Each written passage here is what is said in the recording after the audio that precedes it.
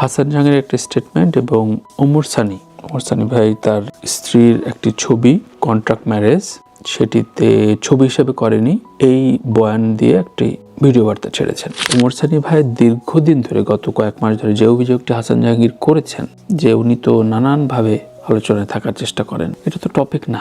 Topic হচ্ছে contract marriage ছবিটা আপনি ঠিকঠাক মতো দিয়েছেন কিনা, টেলিফিল্ম ছিল না ফিল্ম ছিল।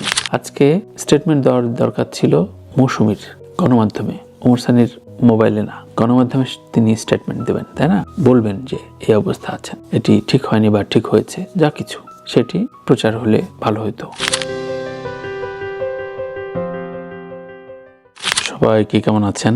সাদাসিধে কথায় খুব শর্টলি, যেহেতু আপনারা থাম্বনেলে দেখেছেন, সুতরাং বুঝতে পারছেন কি বিষয় নিয়ে কথা বলবো। দেখুন, এই বিষয় নিয়ে কথা বলাটা অনেকবার ভাবছি আজকে সারাদিনে যে এটা নিয়ে সাদাসিধে কথায় বলবো কিনা। কারণ কোনো নোংরা জিনিস, ধরেন মানে মলমূত্র, এখানে যত রকম কাটাকাটি করবেন না তত দুর্গন্ধ ছড়াবে। আমাদের ইন্ডাস্ট্রিতে এখন ভালো সিনেমা হচ্ছে, সামনে রোহিত সহ আরো ক্লাসিক কিছু সিনেমা রিলিজ পাচ্ছে, জেমস ভাই ইন্টারন্যাশনালি কাজ করছে, জেমস ভাইয়ের বাচ্চার খবর আসছে, ইত্যাদি অনেক কিছু পজিটিভ ভাইব তৈরি হয়েছে। কিন্তু আমাদের মিডিয়া দেখবেন আজকে হাসান জাহাঙ্গীরের একটা স্টেটমেন্ট এবং ওমর সানি ভাই তার স্ত্রীর একটি ছবি কন্ট্রাক্ট ম্যারেজ সেটিতে ছবি হিসেবে করেনি, এই বয়ান দিয়ে একটি ভিডিও বার্তা ছেড়েছেন। টোটাল বিষয়টা যদি আমরা এভাবে ধরি যে ধরেন হয়তো এই ঘটনাটা টোটালি পিআর, ছবিটা আলোচনা আনার জন্য, তাহলেও খুব একটা অবিশ্বাস হবে না। মানে এখন আসলে বিশ্বাসটা উঠে গেছে অনেক ক্ষেত্রে।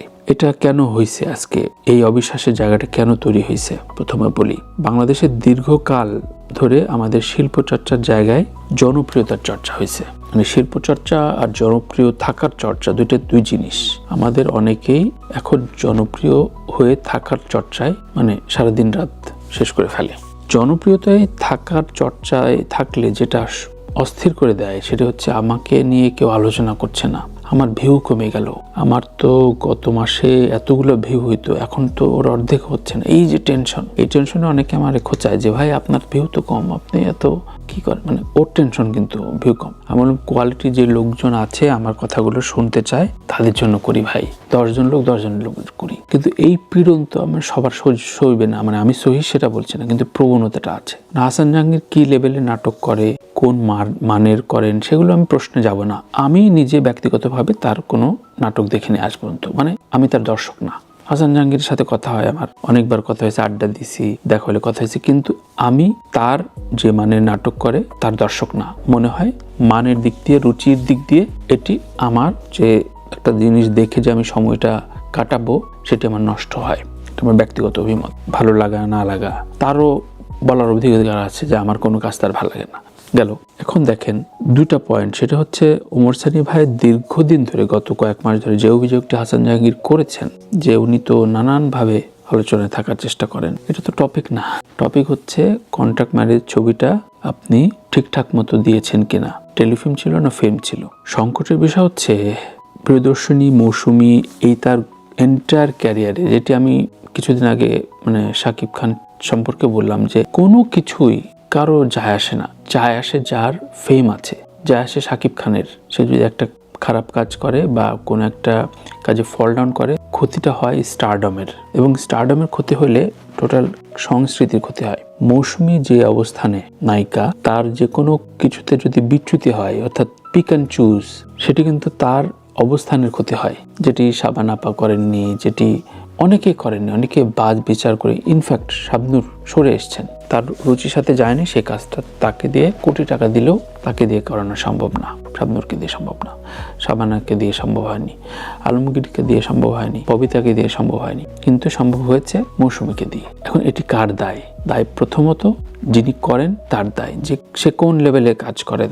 আমি একটু দেখি কন্ট্রোভার্সি ক্যারিয়ারের এই পর্যায়ে যে অবস্থান, এবং হাসান জাহাঙ্গীর যে তার কথায় স্পষ্ট, উনি বারবার বলছেন উনি তো কোনো কন্ট্যাক্ট দেখাতে পারবেন না। তার মানে এই দুরভিসন্ধি তার ভিতরে ছিল যে যেহেতু মৌসুমী গ্রিন কার্ড পায়নি, সুতরাং তার তো কোনো কন্ট্যাক্ট তিনি দেখাতে পারবেন ভ্যালিড নাই। এবং এই কথা ইন্টারভিউতে বললেন যে এই যে কথাটা বললাম এটিও তার জন্য ক্ষতি হতে পারে। তার মানে মৌসুমীর ইমিগ্রেশন প্রসেস চলছে, সেই সময় এই স্টেটমেন্টটা দিয়ে যে তার ক্ষতি করেছেন এটি স্পষ্ট করলেন। কিন্তু মানে তাকে ওই যে জুতা মেরে মালাদান আছে না, ওই রকম।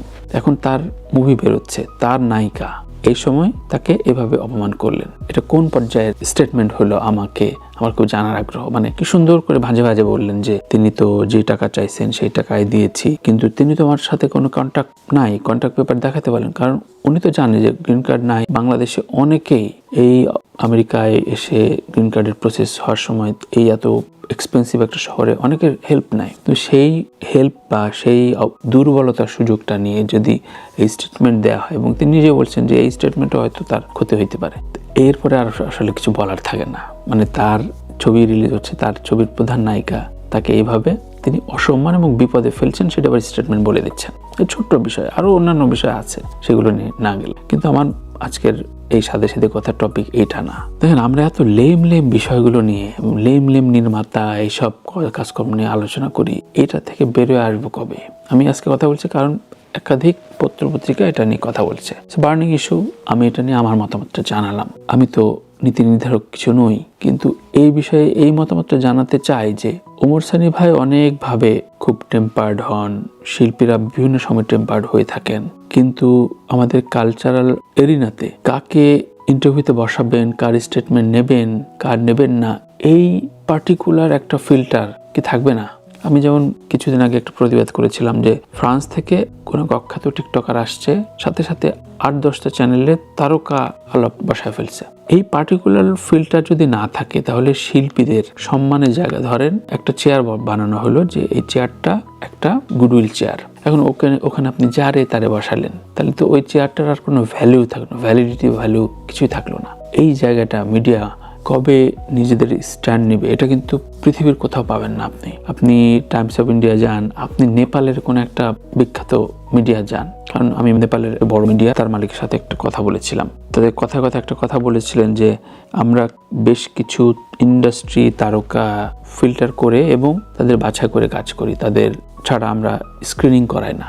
অর্থাৎ সেই চ্যানেলে স্ক্রিনিং করাটাও একটা সম্মান, অবশ্যই সম্মানের। টাইমস অফ ইন্ডিয়ায় কিন্তু যার তার নিউজ করাতে পারবেন না। আনন্দবাজারে তো একটা আমরা ঝগড়াই করে ফেলতাম যে বাংলাদেশে ইন্ডিয়ার যে কোনো আর্টিস্ট আসলে সাথে সাথে মানে খবরের পর খবর সয়লাভ, যেন ওই খবরই মানে উনি এসে ধন্য করে দিয়েছেন। কিন্তু বাংলাদেশ থেকে রাজ্জাক ভাই থেকে শুরু করে অনেক তারকা গেছেন, বেশ বড় বড় অনুষ্ঠান হয়েছে, সিঙ্গেল কলাম। সুতরাং এই স্ট্যান্ডার্ডটা, এই ফিল্টারিংটা বাংলাদেশে একদমই নাই, না টিভিতে নাই, চ্যানেলে নাই। আর ইউটিউবারদের তো কোনো এথিক্স দরকার নাই, কারণ আপনি কোনো বাইন্ডিংস তো রাখছেন না।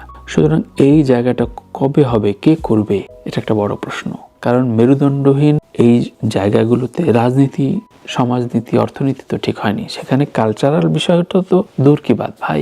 ও আচ্ছা, গান বাজনা ঠিক আছে, একটা দূর হইলে হয়, এই অবস্থা আছে। কিন্তু কালচারটা যে অন্যতম স্তম্ভ, এটা তো আপনি মানে মিন করে বলছেন ঠিকই, কিন্তু সেটা মিন করে জাস্টিফিকেশনে আনছেন না। তাই দুঃখ, হতাশা, নানা রকম ক্রোধ থেকে এই যে মৌসুমী আপাদের মতো মানুষ ইউএসএতে এসে ইমিগ্রেন্ট হবার চেষ্টা করছেন। আমিও নিউ ইয়র্কে এসে কথা বলছি, সারাদিন কিন্তু আমার কোলাহল থেকে শুরু করে বাংলাদেশি নানান কাজকর্ম সেগুলো করছি, এবং এখানকার কিছু অনলাইন, যেহেতু আমি আল্লাহর রহমতে বেশ কিছু কাজ আমি শিখেছি, গ্রাফিক্স থেকে শুরু করে অ্যানিমেশন বা ভিডিও এডিটিং ইত্যাদি, এই স্কিলগুলো আমি, এবং মিউজিক, এই স্কিলগুলো আমি অ্যাপ্লাই করার চেষ্টা করছি। কিন্তু প্রশ্ন হচ্ছে ওই যে কাকে কোথায় বসাবেন, কে কাকে চুজ করবে, পিক অ্যান্ড চুজ করবে, এটা ঠিক হয় নাই। এবং ঠিক না হওয়াতেই যে যার মতো করে বলে যাচ্ছে।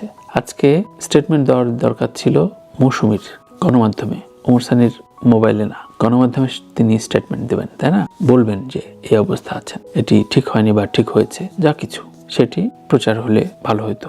কিন্তু হাসান জাহাঙ্গীরের কথা আসলো, তার ছবি রিলিজ এবং ছবির পোস্টার দেখে সাংবাদিক অনিন্দ্য মামুন একটা লেখা লিখছেন, যে কমেন্ট করছেন যে ভাই পোস্টারের নাম হচ্ছে কন্ট্রাক্ট ম্যারেজ, কিন্তু পোস্টার ডিজাইন বানাইছেন খাইসিতোর স্টাইলে। তো এটা একজন গণমাধ্যম কর্মী অনিন্দ্য মামুনের বক্তব্য। তো বিষয়টা আসলে সিনেমাটা তো একটা টোটাল কম্বিনেশন, সেখানে প্রধান নায়িকার সাথে এরকম বাদানুবাদ দিয়ে একটা ছবি রিলিজ হচ্ছে, রিলিজ করতে হচ্ছে, সব কিছু বাদ দিলাম, কিভাবে সেন্সর পাইলো বা কিভাবে, এগুলো সব ঠিকঠাক আছে, বুঝলাম। কিন্তু মোরাল এথিক্সের জায়গায় যে আমি একজনের নিয়ে ছবি বানাইছি, তার পরিবার তিনি আপত্তি তুলেছেন, এটা কেমন, মানে কোন পর্যায়ে শিল্প চর্চা হচ্ছে? আমাকে একটু বললেন ভাই, আপনারা যারা দেখছেন মতামত জানান প্লিজ। শিল্প চর্চায় কে দায়ী কে দায়ী না, এগুলো আমি তুলতে আসি নাই, তুলতে আসছি যে লজ্জার বিষয়। আমাদের ইন্ডাস্ট্রিতে কোন পর্যায়ে নামে গেছে, একটা পর্যায়ে একটা জায়গায় বেশ কিছু ছেলে পেলে দারুণ রিওয়ার্ড আনছে। আদনান আল রাজীব, নুহা সুমায়ুন, রাহান রাফি, তানিম নূর, এদের ক্লাসিক ডিরেক্টর, তাই না? এদের কথা বললেও ভালো লাগে। বনলতা এক্সপ্রেস ধুমায় চলতেছে আমেরিকায় এবং এটি আগামী ঈদ পর্যন্ত চলবে। এগুলোর আরো বাড়তি সংযোজন, বাড়তি আলোচনা প্রয়োজন। তা না, আমরা একটা লেম খবরে প্রকাশ করছি, এর সাথে রয়েছি। তো এই লজ্জা থেকে আমাদের বেরোনোর একটা উপায় হচ্ছে মিডিয়ার সবান্ধব হওয়া এবং ফিল্টার করা, যে আমি একে এক্সেস দিব না, কিন্তু সেটা তো হয় না। সেটা হয়তো কবে হবে আমরা কেউ জানি না। প্রিয় দর্শক, আমার এই এলোমেলো বয়ান, সাথে সাথে কথা আপনাদের হাতে কেমন লাগলো আমি একটু জানতে চাই, এবং এই বিষয়ে আপনার মতামতটা আমি কমেন্টগুলো নিয়ে পরবর্তী সাথে সাথে কথাগুলো তুলতে চাই। আপনারা কি ভাবছেন এই ছবিটা নিয়ে? সবাই অনেক ভালো থাকবেন, দেখা হবে নিশ্চয়ই নতুন টপিকে। আল্লাহ হাফেজ।